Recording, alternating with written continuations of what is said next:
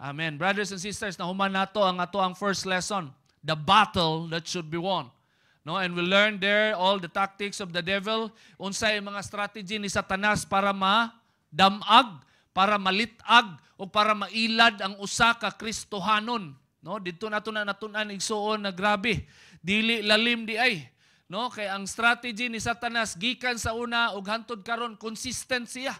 Di gyud siya mopalya. Kung sa iyang style sa una maura gyud mo na pag di nimo siya mapildi, ang iyang karaang tirada sa imuha o sa iyang pamaagi sa mga kinabuhi igsoon, magsigi jud kag kapildi.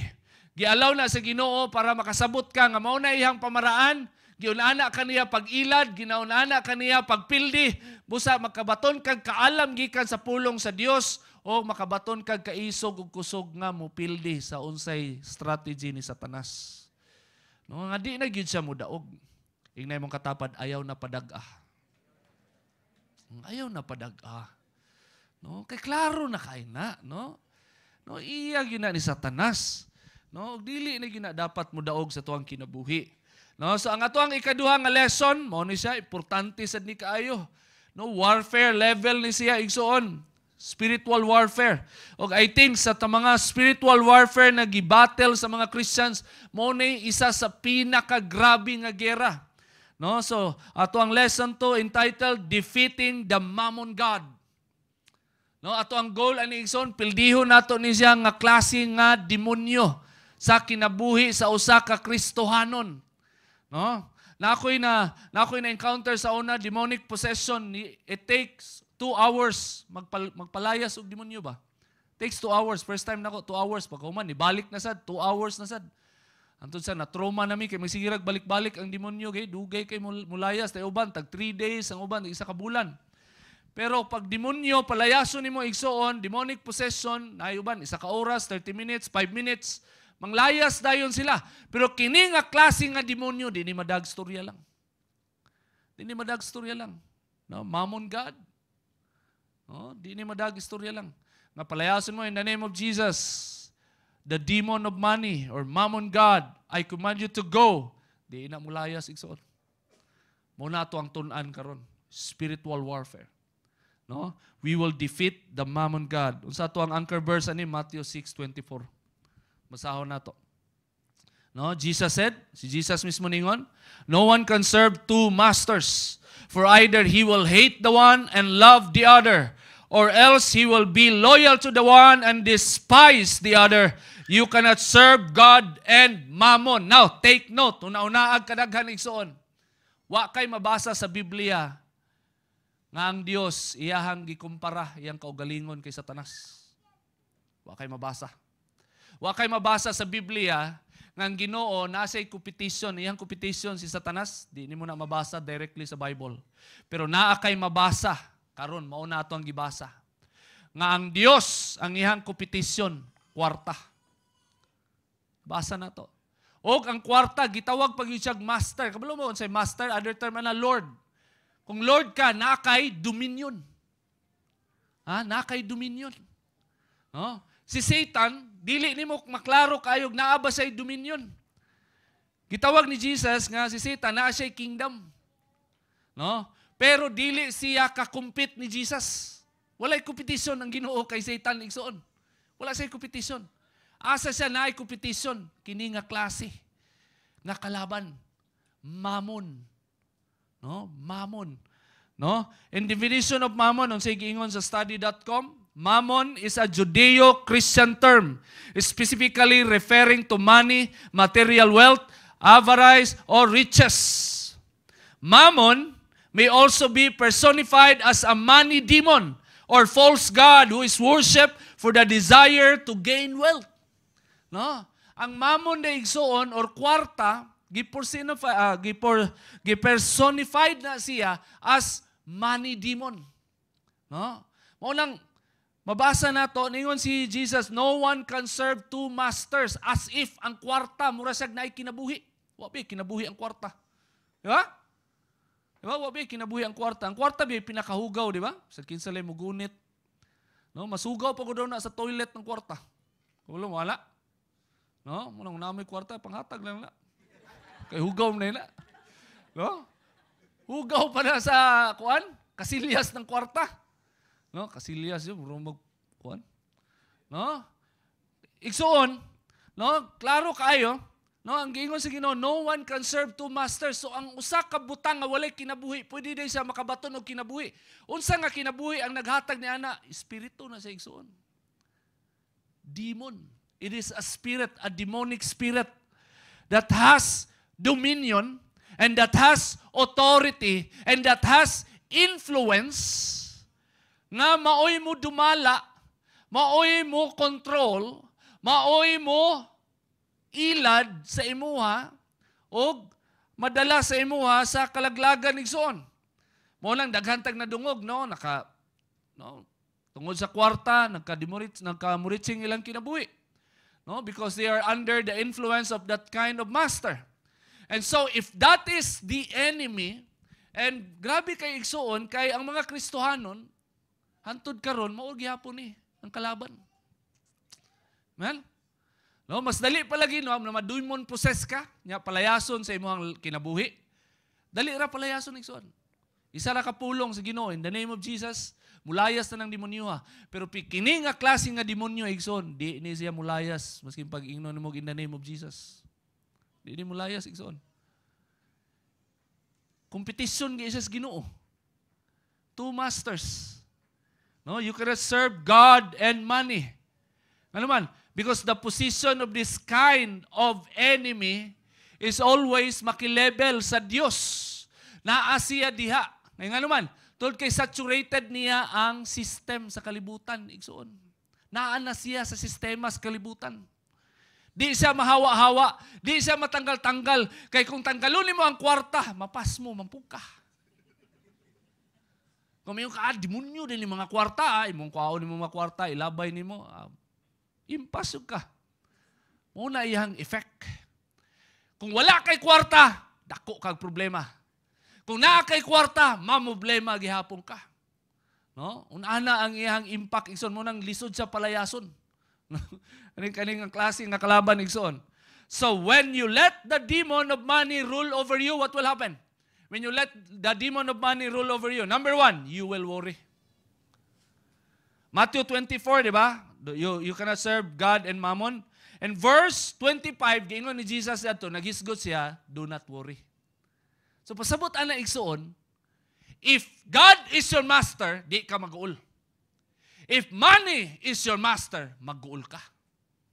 Muna impact, muna iyang influence. Pag naa ang demonyo sa kwarta igsoon, ang una niyang buhaton sa tao, tagaan niyang kaguul. O kuyaw ni siya nga kaguul igsoon. No? Kay kung wala kay kwarta, di ba, mag-uul ka. O saan naman may makaon ni Lord, o saan naman naman paniudto ani, pangbayad o kurinti, internet, no, pangbayad sa tuition, Lord, asa may manguha ani. Mag-uul jud ka. No, mo nay dala sa kwarta pag wala kay kwarta. No? Naa kay kaguul. Dili ka kaingon nga dili exempted ko ana kanang money demon, exempted ko ana kay wa man koy kwarta. Dako kag problema. Maghatag nagkaguul sa imuha. Karon, kung naa kay kwarta, mag-uul sad ka. Kabalo ka ngano? Mag-uul ka kay basig imo mga investment mo tiurok, ang stock market mo tiurok, basig kawatan ka, basig pag musakay ka og taxi, tulison ka. Naa kay kwarta, nagyapon kay kaguol. Ano man? Because that is the influence of this kind of demon. Tagaan kag kaguol. Whether naa kay kwarta o wala, mag-guol ka. Kuyaw kayo, igsoon. Kadua, you will doubt your sense of value. Verse 26. Ngayon si Jesus ato. Ngayon sa, do not worry. Pagkaman, in verse 26, ngayon sa, you are more valuable than the birds. No, kuyaw kayo ang kwarta igsoon, pag maunay mo dumala sa imuhang kinabuhi, maunay mo control sa imuha, mag-goal ka, and then to the point, ang tanaw ni mo si mong kaugalingon, you are less valuable. Ay mo ang sense of value mawala. Kay kwarta naman ang nai-value. No money, no honey. Di ba? Di ba mga asawa? No? No? No money, no honey. Di ba? Dungog na to na. Pero Kristiyano naman tano, honey good, manay kwarta wala, di ba? No, in sickness and in health, in riches and poorer, till death do us part, no? No? Pero ang impact igsoon, pag naa ka ani, mao ni imong master, mag-goal ka, Manaa kay kwarta o wala, magguol ka. Pagkahuman, ang imuhang sense of value, mahimo ng materialistic. Ang imuhang pananaw sa imuhang kaugalingon nga naa kay value, magdepende na sa wealth nga unsay naa ka. No? So baba ang imuhang sense of value. Himuon niyang baba to the point nga walay bili mo ang kinabuhi igsoon. Katulo, you will be flooded with all kinds of darkness and forget God. No? Mapulo kag klase-klase nga kangit-ngit. Ang una nga kangit-ngit na imong mabati, if money, demon is your master, you will become selfish. You will become greedy. You will become self-centered. You will not care for other people. You will not love people. You will not love God. You will love yourselves. No, you will become selfish and greedy, and because of that, you will forget God. You will wander away from the faith. No, mabasa nimo na sa 1 Timothy 6:10. No, gibutala ko ang mga verse diha for your study. Nga naa kay personal study nimo reference nga nindot basahon nimo na isa-isa. No, so mo na impact igsoon, if the money demon is your master, you will worry, you will doubt your sense of value, and you will be flooded with all kinds of darkness and forget God. Mao nay pinakagrabe nga goal, target ni Satanas, target ani nga klase nga Satanas sa kwarta, nga makalimot ka sa Dios. Oh, mo nay target. Let's welcome ato ang mga hello. Dayon. Wala ko nasuko ha. No, medyo intense lang yun diri gamay. No? So, brothers and sisters, if you will choose God as your master, good things will happen to you. You will not worry about life. You will not worry about money. You have sense of value. And you will be flooded with the goodness of God. Amen? But if you will choose money, demon, as your master, then all those negative things will happen to you. You will be flooded with all kinds of darkness, and you will forget God because of money. Mulang lisod siya, palayason. And then, you will be filled with sorrows. Mapuno imong kinabuhi og tanang kagul-anan sa kinabuhi igsoon. Tungod sa kwarta. No, daghag mga tao, grabe, no, kwarta labi na tong panahon sa mga investment scam, grabe. Sa sugod kay paspas man kayo, hatag kag kuan 100,000 ang balik 130, hatag kag 1 million ang balik 1 million, 1.3 million. No, grabe daghang kay nagmaya ato, paspas kay kwarta, di na manarbaho ang mga tao, magsige na lag invest og sa dihang niabot ang dilubyo na nirado ang mga investment company kay illegal di ay grabe, napuno. Daghan kay mga sakinan gipambaligya didto sa Facebook market. Kay wa nay pangbayad, kay wa nay ayuda, wala nay kuan. Say tawag ana? Wa nay payout. No? Daghan kay kaguol ang mga titulo na baligya tanan, no? No, daghag na undang og eskwela. You will be filled with sorrows if your master is mammon. You will get yourselves destroyed and even forfeit your soul. Kuyaw ni sa igsoon, nga klase nga demonyo, nga imong kalabanon. Mga Christians, no? Daghag mga Christians nga wa kapildi, wa kapiog niani igsoon.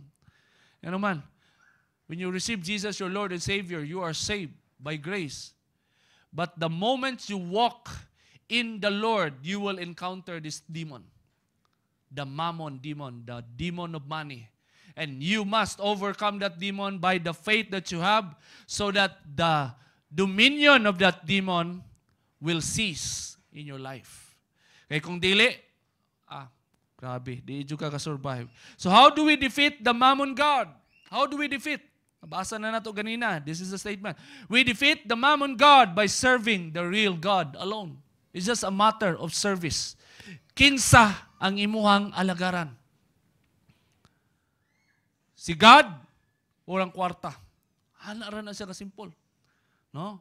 Pildihon nimo ang mammon god no, kung imuhang alagaran o mag-decide ka nga ang Dios radyo'y alagaran nimo og dili ang kwarta. Amen?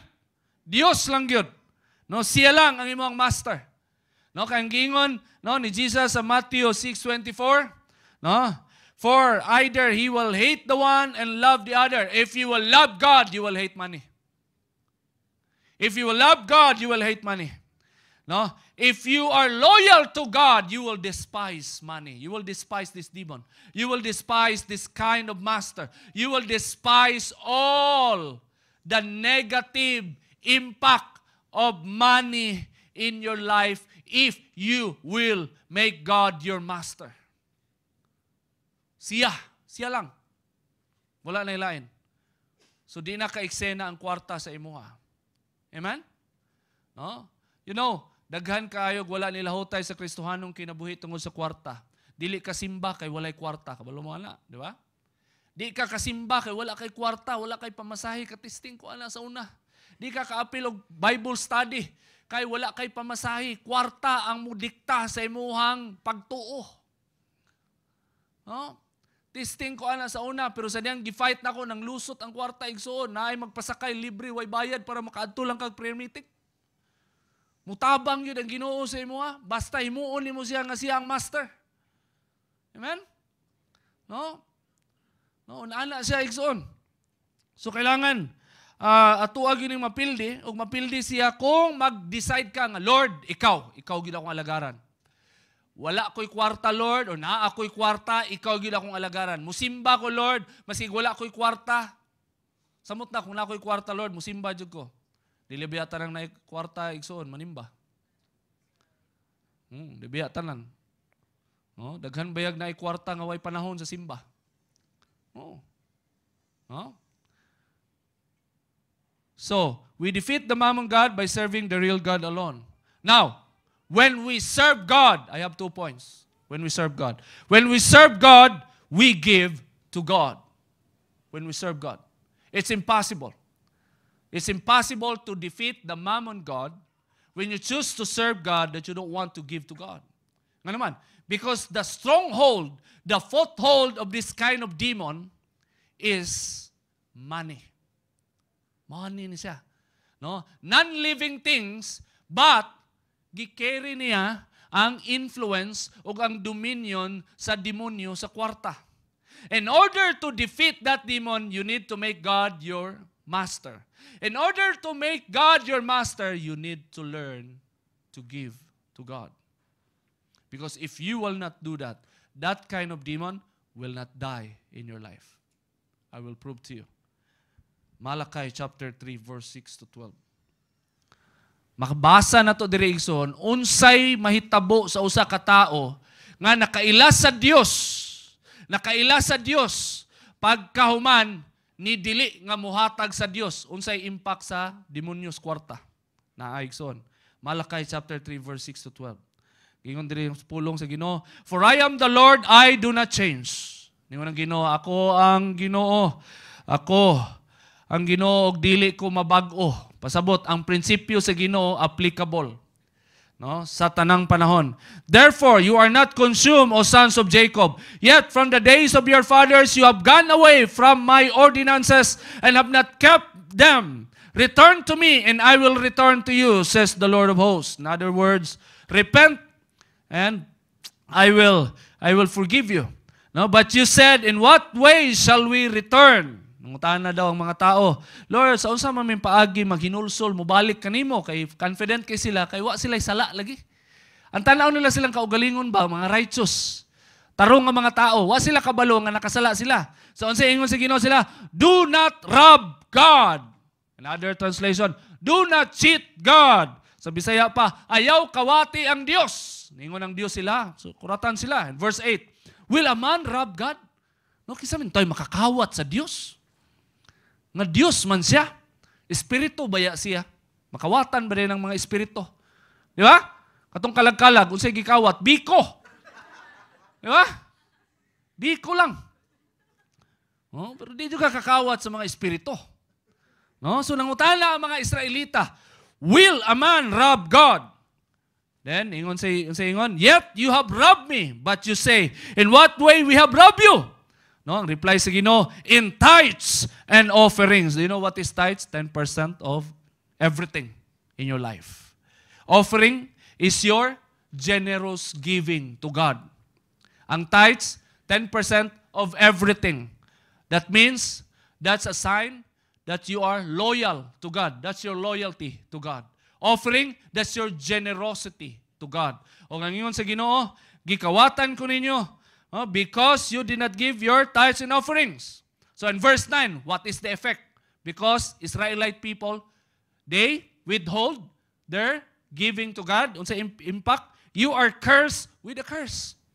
Wait, this is demonic. No? In Exodus 20, there is what we call a generational curse. Na ang generation nimo sa una nga nagsimbag Dios-Diosan under gitunglo ka. Tinunglo ang imuhang mga kalululuhan sa una nga nagsimba og Dios-Diosan. Ug ang giingon sa Exodus 20, from generation to the fourth generation, you are under a curse because your first generation, they worship other gods. Nagsimba sila Dios-Diosan, mga anito, mga shaman, mga albularyo, mga nagasimbag, mga kahoy, tanan. No? So, ang generation to generation, tinunglo. Karon, dili lang day diha ang tunglo igsoon. Ang tunglo nga giingon sa Ginoo dinhi, kay ang mga Israelita nga anak sa Dios, gi-consider nga katawhan sa Dios, sa dihang nagpadaog sila sa kwarta. Diba? Ang giingon sa Ginoo, you cannot serve two masters. It's either you will love the one or hate the other. So ang mga Israelita, they are very confident tungkol kay Israelita, chosen people of God. Wala gyud sila nag-isip nga naa sila laing Dios. Ang Dios lang gyud si Elohim, Adonai, El Shaddai. Maura gyud ang Dios ilang gilagaran, pero wala sila kabantay nga ang ilahang kinabuhi di ay wala na day nangalagad sa Dios. Nga naman, kay dili na day ang Dios nga Elohim, Adonai, El Shaddai, ang ilang gialagaran, ang kwarta na diay. Asa sila nakitaan tungod kay di na sila willing muhatag sa Dios nga ilang gialagaran. So naa sila tunglo. Ug kanang tunglo mao na siya ang demonic influence and demonic foothold of a person. If you are under a curse, you have a demon. If you are under a curse, you have a demon. So ingon dire, you are cursed with a curse, for you have robbed me, even this whole nation. Kaila ka? Ang mga tao nga kasturya ni Malakay, apil ang tibuok nation sa Israel, gikawatan ang Dios, og nahiagom sila sa tunglo. They are cursed with a curse. Unana ang dala sa Mammon God. Dalon kaniya sa tunglo. Tungod kay tinunglo ka, walay panalangin, mabubo ang Dios. Kay di man siya mo bless og tao nga tinunglo. So kailangan i-break sa ang curse bago mo lusot ang blessing. So in verse 10, mo ni challenge sa Ginoo sila. Mo ni reconciliation. Bring all the tithes into the storehouse, that there may be food in my house, and try me now in this, says the Lord of hosts. Mo ni ang promise sa Ginoo to break the curse. If I will not open for you windows of heaven and pour out for such blessing that there will not be room enough to receive it. No, mo ni promise sa Ginoo na if buhaton sa mga Israelita nga himuon nilang tinuod ang ilang giingon na Elohim Adonai El Shaddai, the God of Israel, kung himuon nila nga tinuod na silang kinabuhi, ihatag nila ang dapat ihatag nila sa Dios, ang 10% of everything and the generosity, na mahimo silang generous para sa Dios.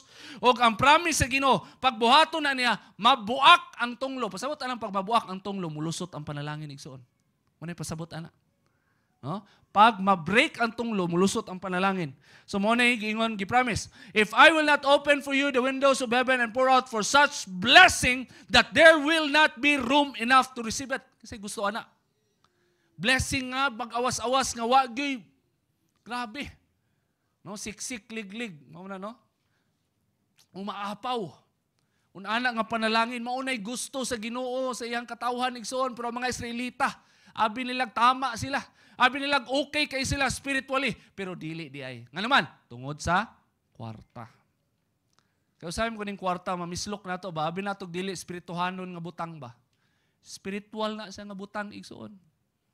No, ug mao na namislok sa mga Israelita. Usa pay promise sa Ginoo. In verse 11, and I will rebuke the devourer for your sakes.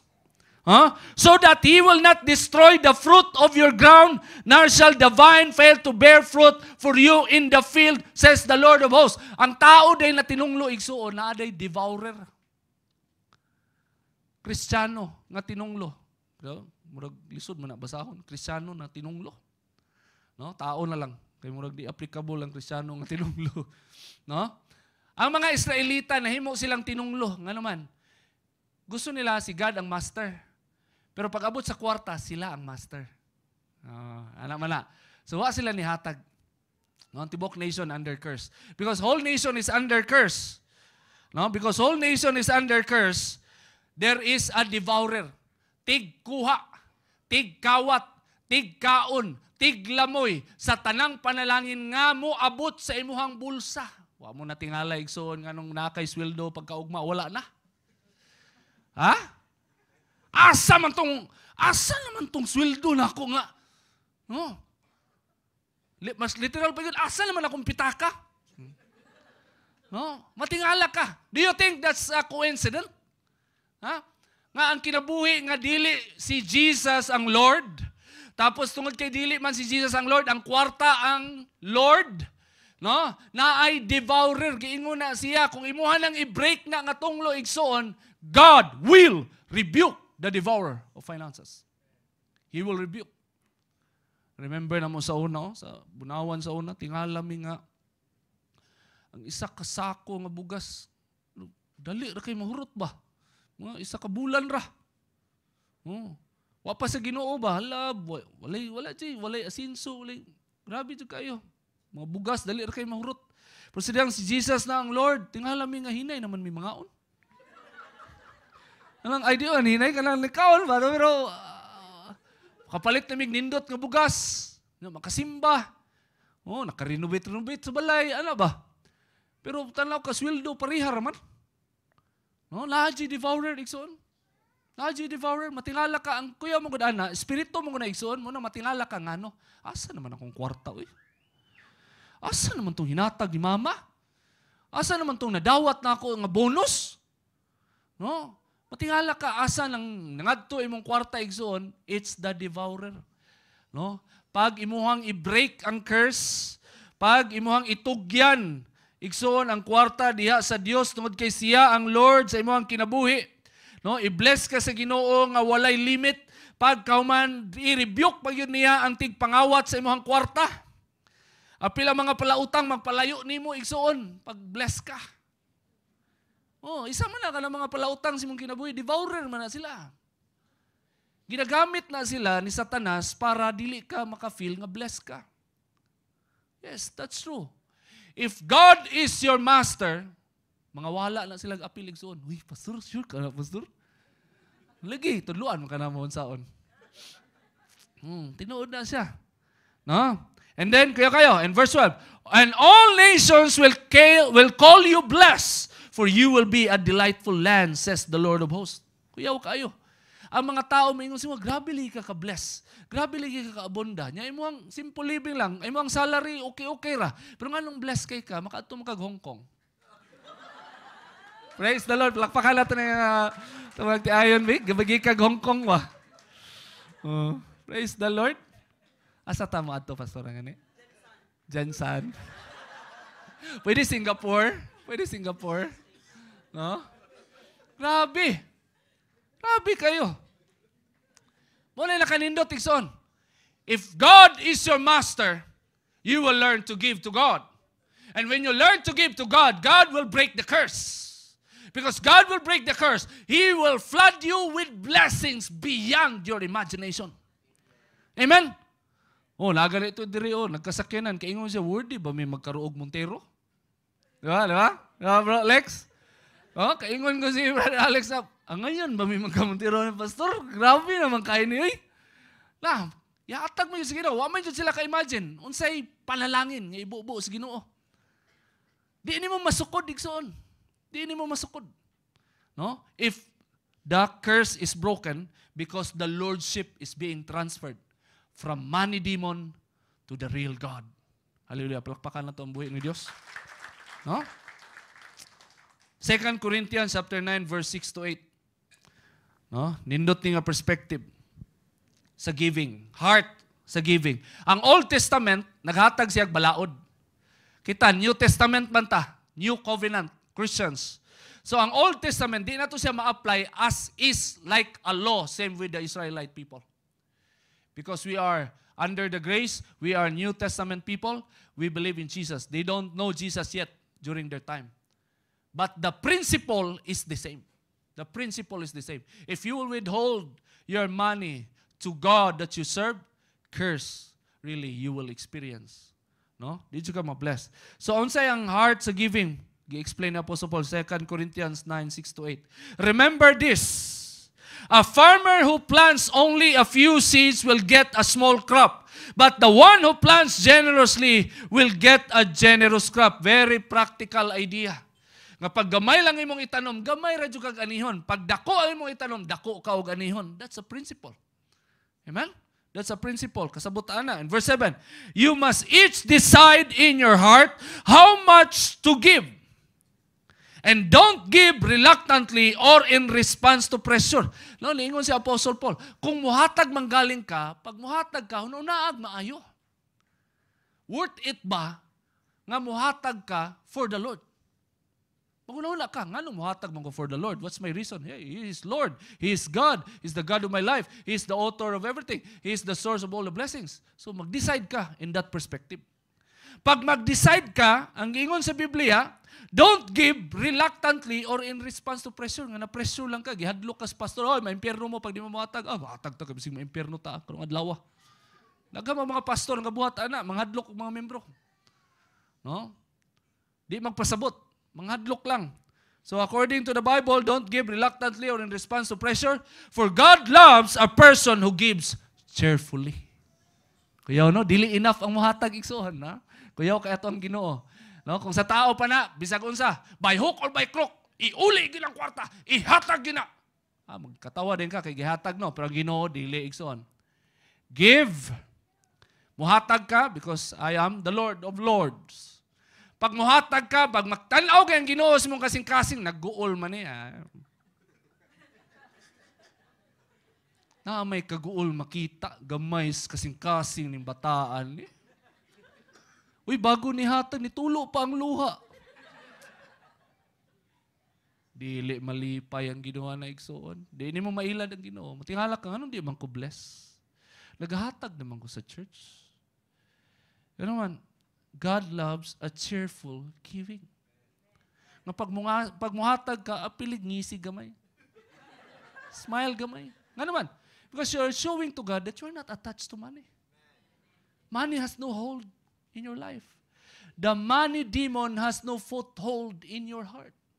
That's why you can smile when you give, not reluctantly, but willingly. O man ay pasabot ana igsoon. No? God loves a person who gives cheerfully. In verse 8, and God, mo ni kuyaw igsoon. No? Ang Old Testament, ang New Testament, pareha lang principle. Unsay gingon ni Apostle Paul lang ningon in verse 8, and God will generously provide all you need. All you need. No? Then you will always have everything you need. Kuyaw kay igsoon. God will provide all you need. Then you will always have everything you need and plenty left over to share with others. Kasi hindi galahan na igsoon. Amen? Lakpakan na ito ang Diyos. Kuyaw kayo na sa igsoon. Principle na siya. Sa Malakay, gibasa na ito ganina, if you will give your tithes and offering, 10% of everything, and you are generous to God, He will open the floodgates of heaven and He will pour out all the blessings beyond measure. And He will rebuke the devourer of finances. That's the promise in the Old Testament. In the New Testament, it is still the same. The purpose, the principle is that God will become so generous to you. He will provide all you need. Para wala jud luna si Satanas sa imong kinabuhi. Wala jud kawadon, then you will always have everything you need. What do you need? You ask yourself, Lord, I need house and lot. I need car. I need all this bank account, Lord. I need money like this because I want to serve you, Lord. Gusto ko mga lagad, Lord, na wala na'y bara. Gusto ko mga lagad, Lord, na ikaw lang jud, Lord. Ang kwarta, sagdaan lang ko ng kwarta diya mo. Follow ra na sila. Ikaw jud akong priority, Lord. No, nga di jud mabara ako ang pagpangalagad sa imo, No? Tumano na sa Ginoo igsoon. As long as you are very willing to surrender the lordship of the money demon in your life and you transfer the lordship to God, to Jesus Christ. Nga siya na ang Lord, dili lang kwarta. That's how we defeat this kind of demon. Munang di siya madalag, istorya lang, in the name of Jesus, money demon, go! Di na siya muhawa igsoon. Because you have to give literally to God to defeat that demon. To defeat the foothold. No, in Mark 12:14 to 17. No, kuyaw kayo ang scenario igsoon, no? Morning time nga gusto bitikon sa mga Pariseo si Jesus about money. Money gyapon kwarta. No? Saying in verse 14, Teacher, they said, we know how honest you are. You are impartial and don't play favorites. You teach the way of God truthfully. Pagbantay mo ng mga tao nga jamming kayo ha niya. Naday plano di. Lahi kuya kayo mo jamming kay Jesus oh. Now tell us, is it right to pay taxes to Caesar or not? Should we pay them or shouldn't we? No, okay ba mo bayad og tax kay Caesar? No? Jesus saw through their hypocrisy and said, why are you trying to trap me? Show me a Roman coin and I tell you. So niyon si Jesus kanong inyuha man kung bitikon oy. Tagay ro ko kwarta be ng Roman coin, pakita ko Now when they handed it to him, he asked, whose picture and title are stamped on it? Kang kinsang dagway o kang kinsang titulo ang naa sa kwarta. Sa usa ka dinari. No, Caesar's, they replied, verse 17. Well then, Jesus said, give to Caesar what belongs to Caesar and give to God what belongs to God. Now, I want to break down. There are two perspectives ang gi-address ni Jesus din here. The first perspective, literally, kang kinsang dagway inyong nakita, dagway ni Caesar, ang emperor. O pangalan ni Caesar. So, ningon si Jesus, so ihatag ang say dapat para kay Caesar. So, Jesus agreed na mag-tax ang mga Hudiyo because they are under the rule of emperor, of Roman emperor. Now, the another perspective, which is greater, far greater than Caesar, whose image is Caesar's? It's God's image. Because we were created by His own image and likeness. Munang naingon si Jesus, give to God what belongs to God. Nga naman, tulad kay ang dagway ni Caesar, naa siya'y claim as a government, but his image is the reflection of a one true God who created man by His own image and likeness. So everything that man has, panag-iya sa Diyos. Amen? Panag-iya sa Diyos. Nibayad og tax tuod kay Caesar, pero ang punto ni Kristo, kang kinsang dagway naggikan, asa, kang kinsang nga kawangis si Caesar, it's God. Monang, no wonder in 1 Chronicles 29 verse 14, gingon din ni, but who am I? And who are my people that we could give anything to you? Everything we have has come from you, and we give you only what you first gave us. Yaw kayo. Perspective sa usa ka giver. No, perspective sa usa ka tao nga nakaila kinsa ang Dios ngayang gialagaran. Kinsa man ko, kinsa man mi. Nganong makahatag man mig butang sa imo nga in first and foremost sa imuha man tanan gikan. Nagets na to, Exxon? That is lordship, dominion under God. Muna ningon si Jesus, you cannot serve God and money at the same time. Because God, He has His own dominion. Money, it has its own dominion. And if you recognize that God is your Lord, God is your King, then you are under His dominion. Because you are under His dominion, you will recognize that everything that you have came from God. Everything that you have came from God. But if money is your God and money is your Lord, everything that you have came from you. Diba? Ako may naghaguan ni. Ako may nanarbaho ani. Ako ang maning nga talent. Ako ang maning kahawd sa stock market. Ako may nangmugnaan ning kwartahan ni. Ako may dapat mo angkon ani. Ako ray pwede maka-benefit ani. That is the dominion of Mammon God. It will make you selfish, greedy, and eventually destroy your life. Amen? Thoughts to keep. Giving is a powerful gesture that demolishes the demonic domain of material attachment.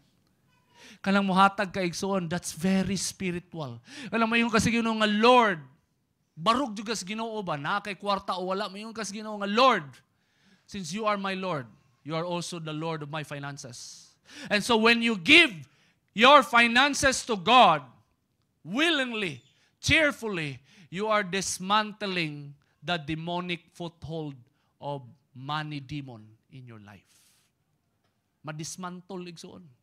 Mo nang di siya mastorya-storya lang. Na in Jesus' name, money demon, go. No. It will only leave you if you will raise your finances to the real God. No? Second, giving to God is surrendering to His Lordship over our lives. Mo na meaning, ana. Anong muhatag kas Ginoo? Pasabot, ana, Lord siya. Si mong kinabuhi. Ison. Katulo, giving to God is a concrete heavenly passage where unlimited favor and blessings flow towards earth that no one can stop. Huh? Giving to God is a concrete heavenly passage where unlimited favor and blessings flow towards earth that no one can stop.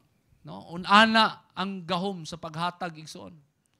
Defeating the Mammon God cannot be done by words alone. It must be done by total surrender of everything that you have. I'm not saying that you give your 10% and the rest is offering. I'm not saying that. Kaya napriso na ang ningon, anak. Nagtingkagol na sa prisuhan. What I'm saying, when you give, when you surrender your life to God, you make it sure that you include your financial life. Because your financial life, it might become a foothold of the devil or a dominion of God's blessing where He can pour out His blessing and He can use you to bless more people in your life. Amen? Let us all stand.